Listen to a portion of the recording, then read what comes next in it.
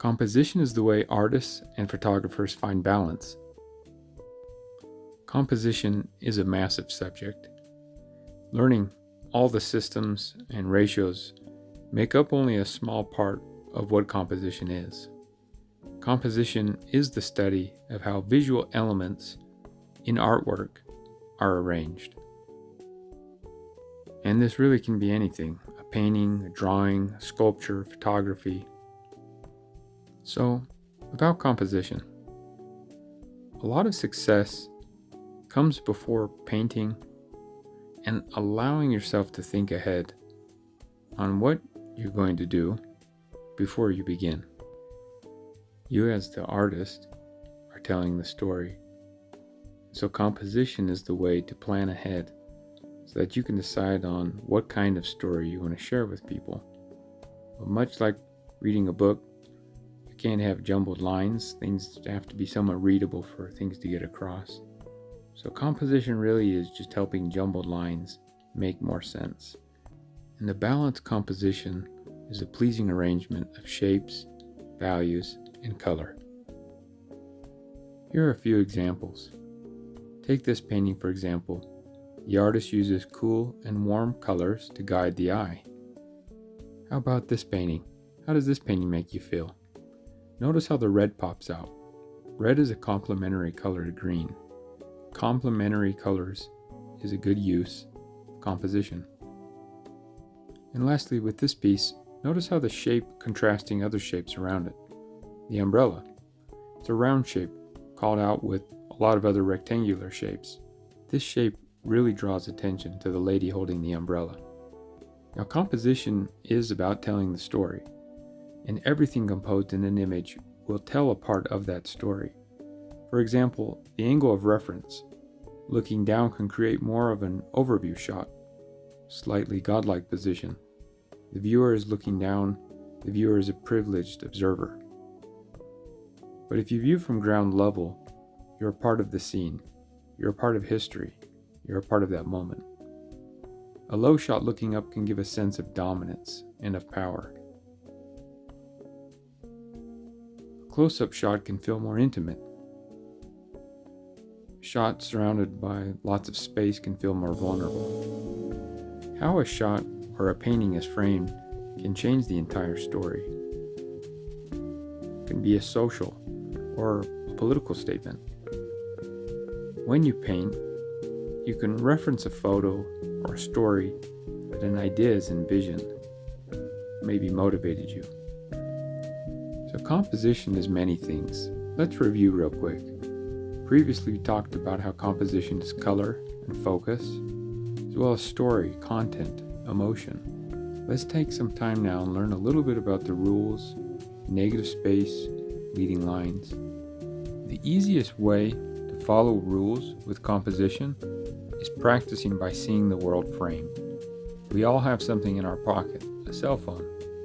And with a cell phone camera, you can capture various images. You can practice cropping, tweaking different angles. Let's take this image for example. With one shot, we can focus on different focal points that will lead the eye to specific areas of the painting. The most common rule to direct the attention in a painting is called the rule of thirds. If you do a Google search, look this up. You'll find a lot of useful tips, although this doesn't necessarily ensure a world-class painting or photo. Let's look at an example why. Just because you line up a subject on one of the intersection points of the grid using the rule of third, this won't guarantee a balanced composition. So think of a shot as a whole. In this image, there is a lot of empty space. Whenever possible, try to balance out an image. There is more to composition than where you place elements in a frame, such as tone, color, and contrast. Let's get really good at composition. This is a pretty simple scene that we're going to do here. Simple, but with nice composition. We're going to do a beach scene with a post and a bird standing on the post and the sun setting.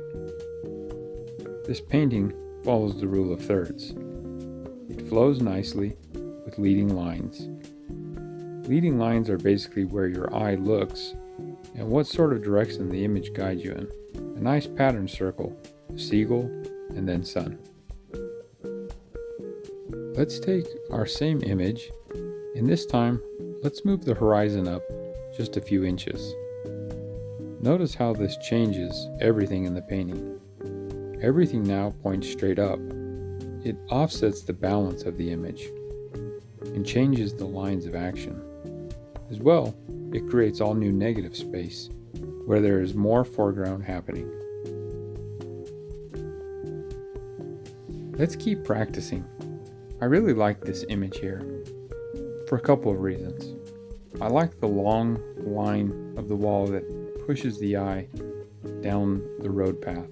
The road also brings us in, which is a nice sense of overlap. You have layers of overlap from the wall to the tree to the back tree to the steeple to the mountain. The eye can really carry for a long time just observing this image. There's nice density of overlap, but one consideration is the steeple. It sits right in the middle and it's getting a lot of attention. Something has to be in the middle, but I'm not sure that the steeple is the main focus here. So I'm going to crop it here, removing the nice wall but still leaving some, and then cut some off the top and the bottom. A nice cropped image with great overlap and less focus on the steeple now. Before beginning a painting, look for the structure using rule of thirds. Look for your horizontal and vertical lines. Horizontal is the roof and wall. The vertical is the steeple and the wire line post. A weak part of the image is the mountain, so we can adjust that when we paint. This way, there is more pressure downward. The only thing that feels busy is the roofs, so I'm going to replace one of these roofs with a tree. You'll see that in the next shot. Alright, and here's the finished piece. A cropped image with the building on the right replaced with a tree and mountains continuing up to the top. This is a balanced composition with nice flowing scenes that carry the eye from one area to the other.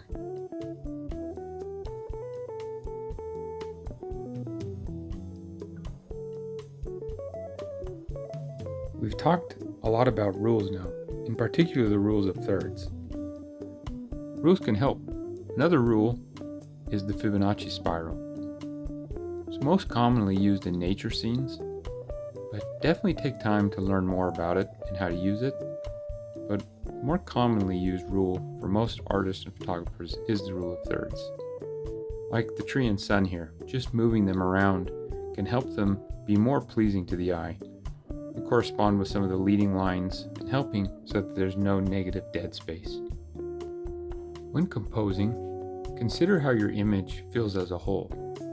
Does it feel like it's tipping too much to the left or to the right? Consider compositional rules when deciding where to crop.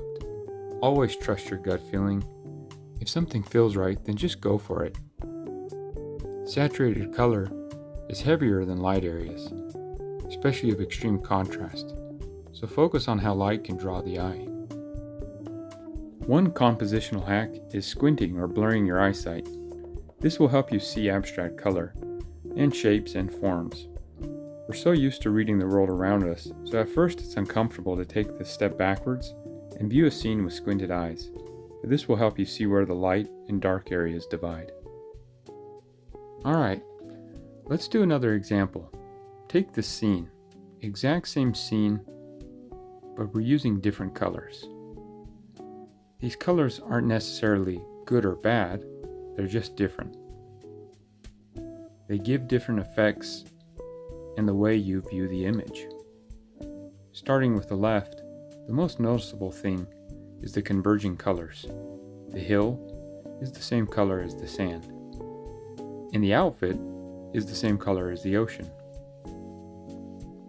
There's a big divide in color, with cool colors at the top, the sky and the ocean, and warm colors at the bottom, with the hill, the sand, and the forestry. One way you could alter this without changing any of the colors is with focus. With focus, the converging colors aren't as obvious.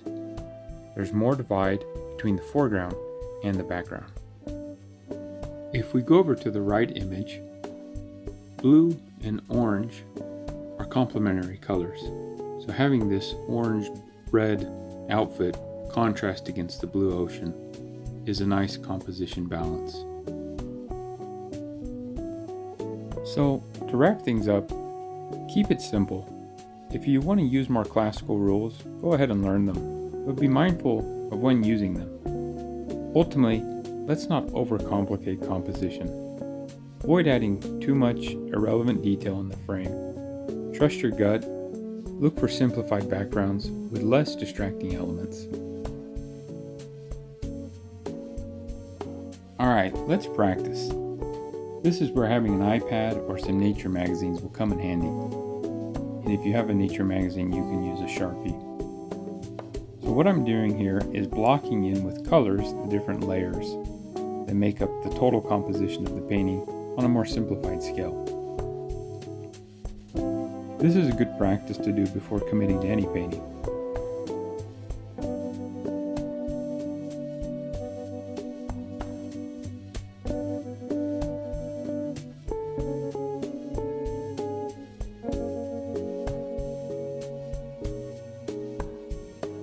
Cropping your photo will help you get an idea of what you want to have as your focus area. If you want the painting to be more horizontal or more vertical, it's all going to change how it sends the energy of the painting.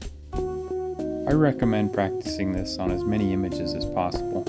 5 to 7 is a good daily practice, and you'll get a good idea of how the energy in a painting flows.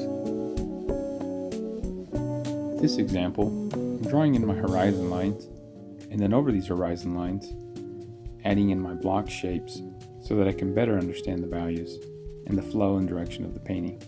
Here I'm doing something a little different, where I move the direction of the painting coming from the right to the left, going up to the right, and then down. But in doing so, I realized there was a lot of negative space. So that's why I'm adding this tree in here. I feel like this will help fill the void of that negative space. Now what I'm doing is going back in and adding in all the highlights so I can get an idea if this would actually work.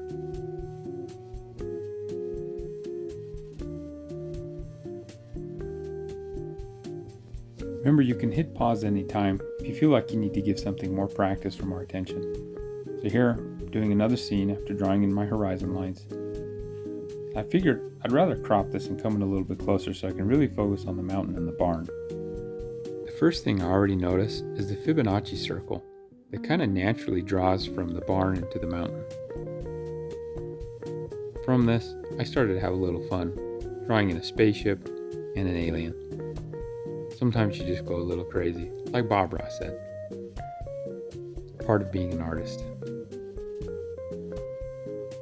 In this last example, I noticed that there is another Fibonacci circle of converging lines of sloping hills going to the left and sloping hills going to the right.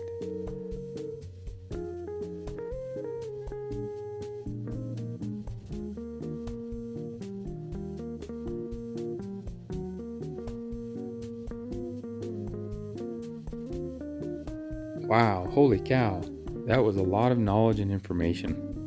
What I'm going to do now is leave you with Boca, my mentor and teacher and renowned portrait artist. He's a great artist of portraits and most of all, composition, and using colors as his ally. So I'm going to leave this here with you so you can watch and engage and feel how an artist uses his gut feeling to create beautiful composition. That's what happens when you have years and years of practice. It just becomes a natural thing. And I guarantee that it's naturally a part of your DNA, and it's somewhere stored in your gut. You just have to trust yourself.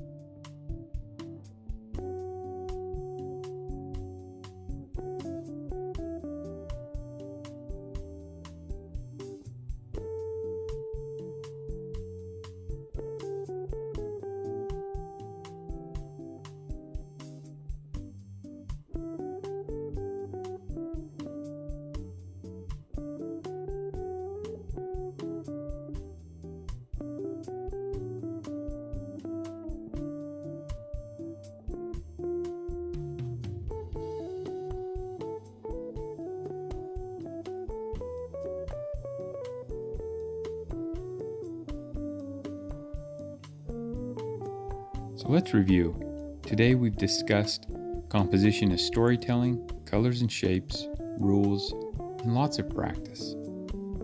Great job, and thanks for hanging in there. You're on your way to becoming a composition master. Keep up the great work. Be proud of yourself for learning all this new information.